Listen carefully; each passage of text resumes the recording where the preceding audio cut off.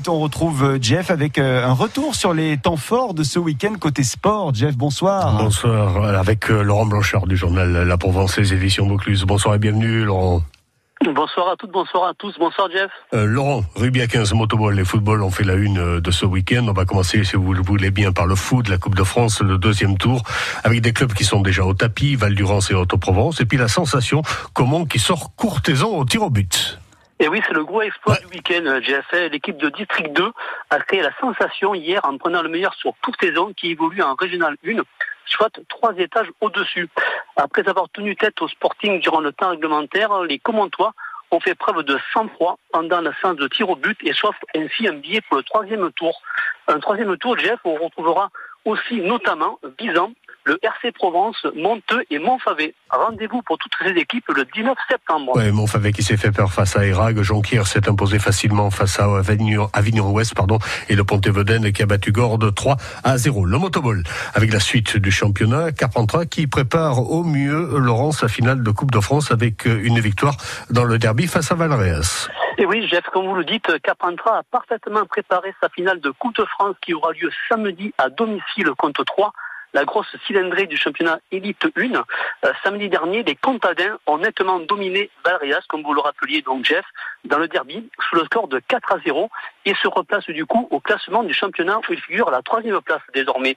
Un championnat Élite 1 où Camaret connaît en revanche de gros soucis.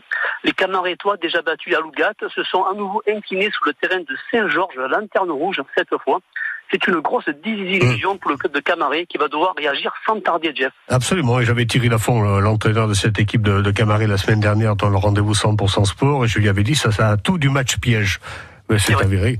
Ça s'est avéré, exact. On va passer au rugby à 15 avec le début très attendu du top 14 et également du championnat de fédéral 1, la première journée donc, avec l'AS BC Bédari de Châteauneuf qui s'impose à Issoire 31-29. Et oui, Jeff, l'AS BC a frappé un gros coup d'entrée de jeu.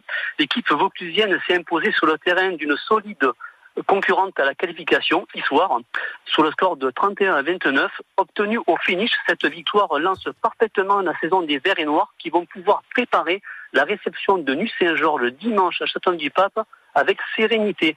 Rappelons, Jeff, que l'ASBC vise la qualification pour la Nationale 2, le nouveau championnat qui sera mis en place à partir de la saison prochaine et qui correspond au 4e niveau national. D'accord, la semaine prochaine, j'aurai, je pense, Cédric Despal, l'entraîneur de cette ASBC, pour répondre un peu à mes questions et voir un tout petit peu où ils en sont en ce début de saison. À noter le faux départ de Château-Renard, défaite à la maison à Coubertin, face à Mâcon.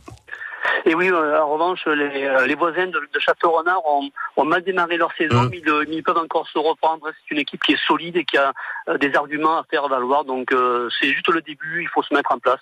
D'accord, 27-22, la défaite de Château-Renard face à Mâcon à la maison.